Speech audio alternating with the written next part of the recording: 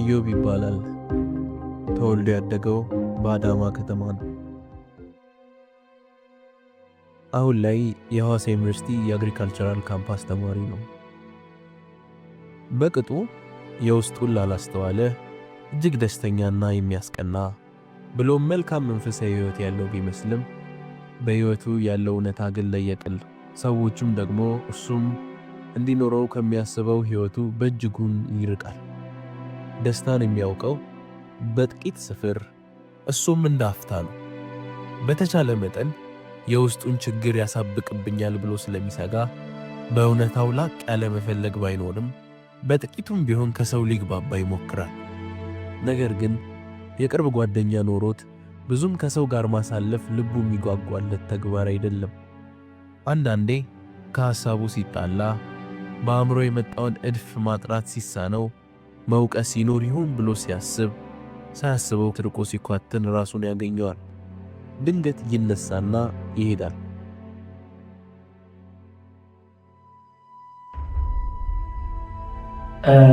እንደዛ እያልኩ የህይወቴን ከሩብ በላይ ዓመት አሳልፌያለሁ። የችግሬ የመጀመሪያ ገና በ9 ዓመቴ እያለሁ ነበር። እንደ አጋጣሚ ያየሁት ነገር ገና በ9 ዓመት አእምሮዬ የምረሳው አጋጣሚ አልነበረ። ድንገት የተከራያችን ቤት ሰተት ብዬ ስገባ ያየሁት ነገር እስካሁን ከአእምሮዬ አልጠፋም። ሴቶችን ሲያያቸው የወሲብ ቁስ ይመስሉታል እንጂ እነሱን እንደ ሰው ማሰብ ከተሳነው የ2-3 ቀን ጉዳይ አይደለም። ነገሮችን በትኩረት ለረጅም ጊዜ መስራት አይችልም።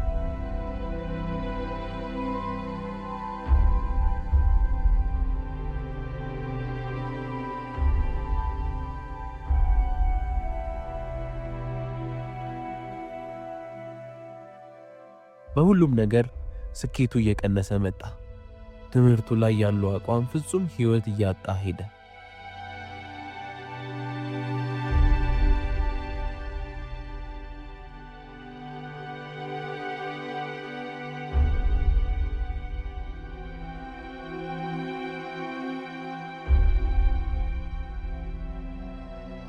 ከጊዜ ወደ ጊዜ የሚያያቸው ቪዲዮዎችን የጥንካሬ ደረጃ እየጨመረ ነበር።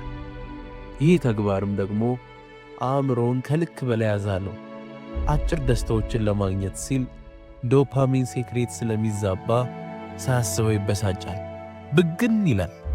ብቻ ስሜትን መቆጣጠር ዳገት ነው የሆነበት። ሀፍረትና ራስን መጥላት የዕለት ተዕለት ምግቡ ነው። ማንም ኢዮብ እንዲህ ነው ብሎ ስለማይገምተው በጣም ቀርቦ እንኳን ለሚያወራው በሳቅና በመልካም ቃላቶች ራሱንና ሁኔታውን ይሸሽጋል። ህመሙን ያልተናገረ ቢሆንም ተረቱ እሱ ግን ከዛ ርቆ በራሱ ዓለም ፀሐይ ሳትወጣ ሕይወቱን ይገፋል። መድኃኒት የሌለው እስኪመስል ይብከነከናል።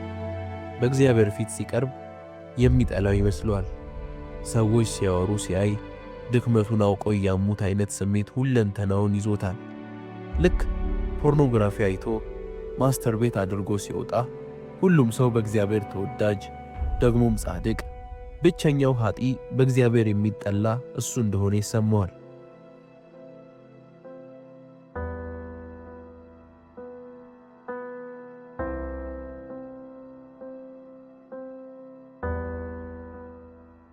እና ከ2 ዓመታት በኋላ በ11 ዓመቴ ስማርትፎን የማገኝበት አጋጣሚ ተፈጥሮ ነበር። ስልኩ የኔ ባይሆንም ቤታችን ውስጥ የነበረ ነበርና ስልኩን እንዲይዘው ተደርጎ ነበር። እና ጓደኞቼም ደግሞ እንዳጋጣሚ አንዳንድ የፖርን ወሬዎችን ሲያወሩ ሰምቼ ነበር። ስለዚህ የስልኩም አጋጣሚ ስለነበረኝ ኢንተርኔት ላይ ፖርኖግራፊክ ኢሜጆችን ሰርች እያደረኩ ማየት ጀመርኩኝ ማለት ነው። ገና በ11 ዓመቴ ራሱን ለማጥፋት ብዙ ጊዜ አስቧል።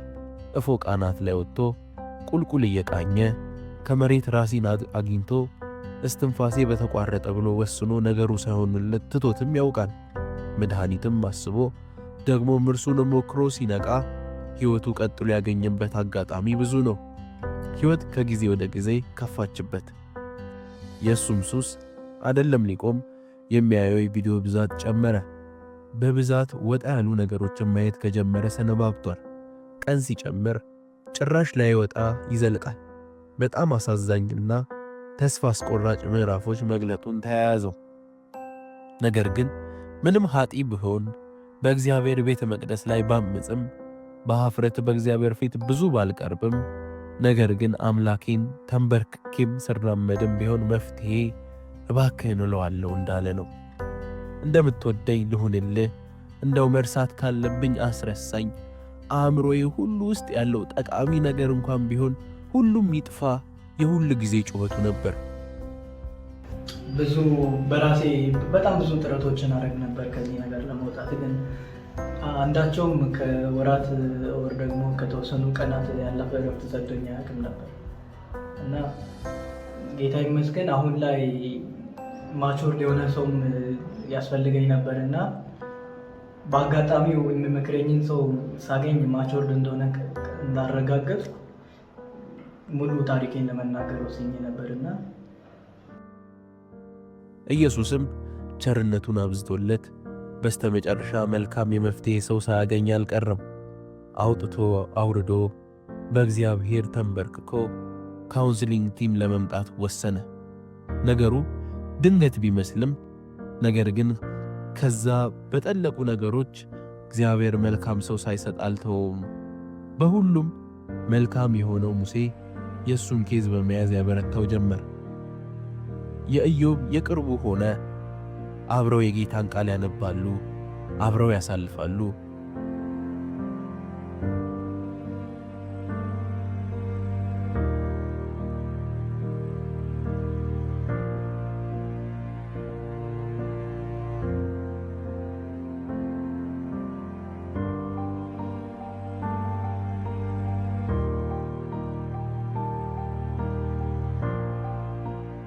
ቀን ሲጨልም ሲነጋ ጀንበር ስትወጣ በወራቶች ሂደት ኢዮብ በቀን የሚያየው የቪዲዮ መጠን እየቀነሰ በእርሱ ቦታ የእግዚአብሔር ቃል እየተተካ መራመዱን ቀጠለ። ነገር ግን የፈውስ ሂደቱ መጀመሪያ ውሳኔ ያስፈለገው ነበር። የእውነት መውጣት እንደሚፈልግ መወሰን ነበረበት። ከውሳኔውም በኋላ እንዲሁ ቀላል አልነበረም። የዓመታት ችግር በአፍታ ሊቀረፍ የሮም ስሪት በአንድ ቀን አይሆንምና ከፍተኛ ድብርት ነበረው። በጊዜያት ውስጥ በፖርን መውደቅ ቢኖርም ከፍ ዝቅ ብሎ ከጊዜያት በኋላ ራሱ በራሱ ሳይሆን በጸጋው ጉልበት ተላቀቀ። ከበረሃ ወደ ለምለም ተሻገረ። በጣም ጥሩ ጥያቄ ነው የጠየቀኝ። አሁን ያለውበት ሁኔታ እግዚአብሔር ይመስገን ከዛ ሁሉ ነገር ነፃ ወጥቼ የመንፈሳዊ ሕይወቴ ራሱ ድሮ የምናፍቀው አይነት ነገር በልጅነቴ የነበረኝ አይነት ሕይወቴ ተመልሶ ለመኖር የምመኘውን አይነት ሕይወት እየኖርኩ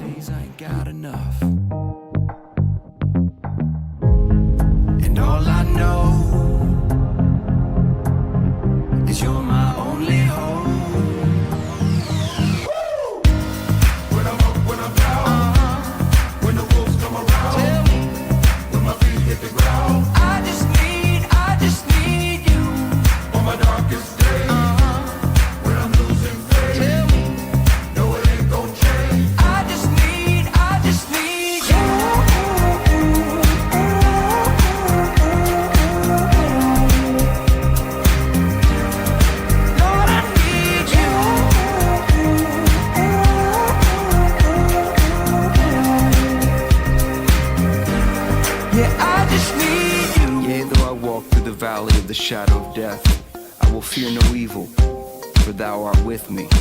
Thy rod and thy staff, they comfort me when I'm beat down.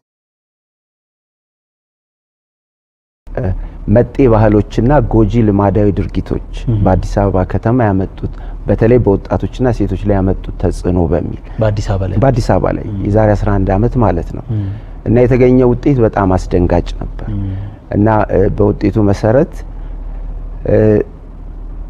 በዋነኝነት ወጣቶችን ሴቶችን ወጣቱን ትውልድ በአጠቃላይ የጎዱ ካሉ ነገሮች በዋነኝነት ከወጡ 6 ጉዳዮች መካከል አንዱ ፖርኖግራፊ ነበር ወይም ልቆሲ ፊልሞች የዛሬ 11 አመት ማለት ነውና እንደገና እስቲ በአገር አቀፍ ጥናቱ ይካሄድ ተብሎ የፌደራል ባህልና ቱሪዝም ሚኒስቴር ከአዲስ አበባ ባህልና ቱሪዝም ሚኒስቴር ቢሮ ጋር በመተባበር በተመረጡ 10 ከተሞች በአገር አቀፍ ደረጃ ማለት ነው ተመሳሳይ ጥናት ተደረገ እዚህ ጥናት ውስጥ እኛ ተካፋይ ነበር የዛ ውጤት እንደዚሁ አስደንጋጭ ነበር እና በዋነኝነት አሁንም ወጣቶችን ሴቶችን እየጎዱ ካሉ ነገሮች መካከል አንዱ ይሄው ጉዳይ እንደሆነ በ2007 እና 8 በተደረገ ተመሳሳይ ጥናት ተረጋግጧል ስለዚህ መንግስት የሚያውቀው የማህበራዊ ቀውስ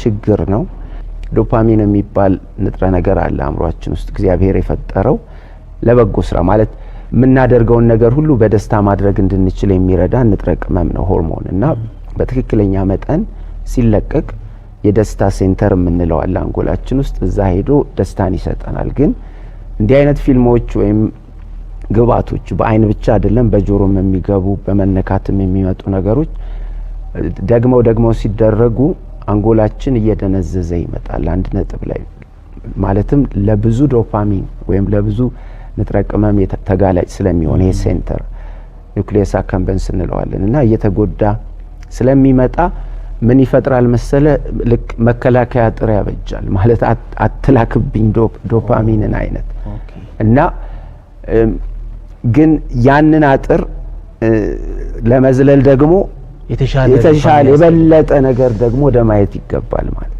የበለጠ የከበደ ነገር አየ በጌትዌይ ይጀመራል በመሳሳም ይጀመራል ከዛ ያለ ግን በዛም ደግሞ እርካታ አይኖርም ሃርድኮር ወደ ዛሬ ያየሁት ለነገ አይሆን በስተመጨረሻ ያ ሴንተር መጨረሻ ደረጃ ሲሆን ሲደርስ ኮምፕሊትሊ ሻት ኦፍ ያደርጋል ይዘጋልና ምንም ደስታ ማግኘት ወደማትችልበት ስቴት ትደርሳለህ እና ያ ስቴት በህክምና ሳይንስ አንሂዶኒያ ይባላል ወይም ኢሞሽናል ናምነስ ምን ማለት ነው ምንም ስሜት ማለት ምንም ደስ አይልህም ደስታ የሚሰጥህ ምንም ነገር የለም በቃ የፈለገ ነገር ቢሆን ደስታን ማግኘት አትችልም ያን ጊዜ እስከ መግደልም ድረስ ይኬዳል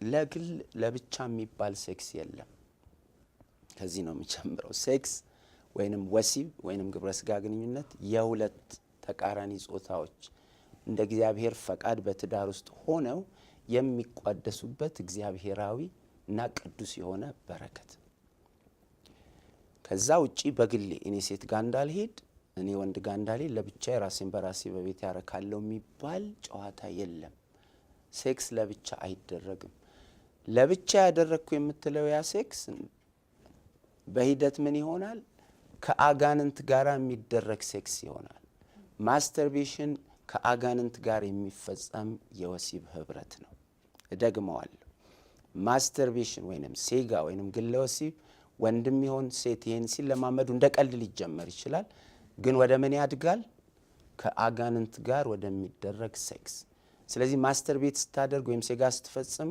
ከአንድ ማስተርቤሽን ከሚባል መንፈስ ጋር የምትፈጽመው ሴክስ ምክንያቱም እነሱም they are persons አጋንንት እኮ ሰዎች ናቸው የሚለው ቃል ትክክል ስለማይሆን ወደ አማርኛ እንግሊዝኛው person they are personalities ስለዚህ ለዚህ ነው ብዙ ህቶች መኝታ ላይ በዚህ ጉዳይ የሚቸገሩት ዛሬማ እንዲህ አይነት ነገር እየሰማው ነበር በትዳር ውስጥ ያለና በቃ መኝታ ላይ መጥቶ የሚያስቸግር ማለት ነው እህቶችን ለሴክስ የሚታገል ስፒሪት ማለት ነው። እንዴት ወደዚህ ነገር ይመጣል ሲባል አንዱ መምጫ መንገዱ ራስን በራስ ማርካት። አሁን በተለይ ያው ወንድሞች ጋር ያው በስፋት አለ፣ እህቶች ጋር ይሄ ነገር አለ ወይ? አለ። አንደኛ ከፖርኖግራፊ ቀጥሎ 30% እህቶች በፖርኖግራፊ የተጠመዱ እንደሆኑ ያው ጥናቶች ያሳያሉ።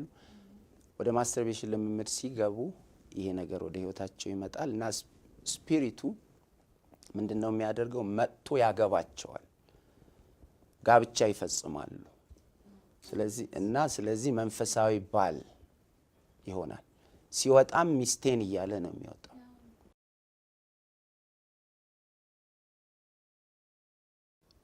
ሰው ፖርኖግራፊ ሲመለከት ወይንም ፊልም አሁን ፖርኖግራፊና ፊልምን መለያየት የለብንም ብያለሁ። ለምን ፖርን ያልሆነ ፊልም የትኛው ነው? በቃ ትንሽም ነገር በውስጡ ካለች መርዝ እኮ ውሃ ውስጥ ትንሽ ነው አይደል የሚበቃው ሰው ለመግደል እና ራሳችንን ማሞኘት የለብንም። ስለዚህ ፊልምና ፖርኖግራፊ መለያው ጠፍቷል። አሁን ፊልም ፖርኖግራፊን ፊልም ሆኗል እና ባይ ዘ ዌይ ፒክቸርም ነው ጽሁፍም ነው ብዬሻለሁ፣ ዘፈንም ፖርኖግራፊ ነው ብያለሁ። ሌላ ያልጨመርኩት እና መጨመር ያለብኝ ሙሉ እንዲሆን አለባበስ ስታይል እሱ ራሱ ፖርኖግራፊክ ሆኗል። አሁን ቸርች ውስጥ ብዙዎች የሚለብሷቸው ልብሶች በተለይ እህቶች አስደንጋጭ በቃ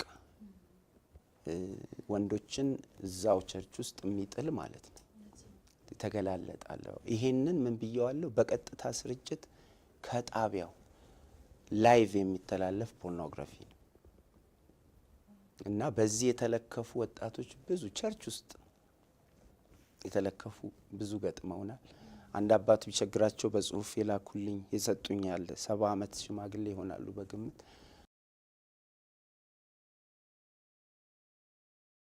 ይሄ ዝም ብሎ ግማሽ ዓለምን እየወደዱ ነፃ መውጣት የሚባል ነገር የለም። ለምን ይበሳል ከቀድሞ ይልቅ። አዎ ነፃ ባይወጣ እንደዛው ቆይቶ የገባው ቀን በደንብ የገባው የወሰነ ቀን በቃ ይበቃ ተማሩ ማለት ነው። በቃ ከዚህ ነገር ማን ያድነኛል ሲል ነው እንጂ አሁን ግማሽ እየወደዱት ፊልም ማየትም እየወደደ ፌስቡክ ሰፈርም ይሄዳ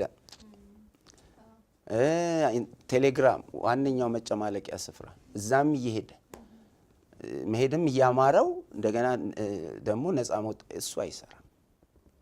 ከዓለም ጋር መለያየት ያስፈልጋል። ይሄን ስል ፌስቡክ አትጠቀሙ ቴሌግራም አትጠቀሙ እንዳላልኩ ግልጽ ነው።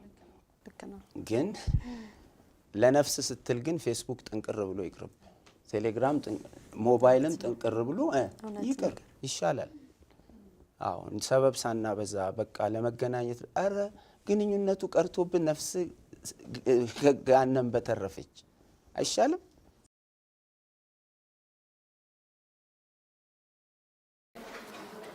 ለፖርኖግራፊ ፍቱን መድኃኒት ሆኖ ያገኘሁት የእግዚአብሔር ቃል ሕገ እግዚአብሔር።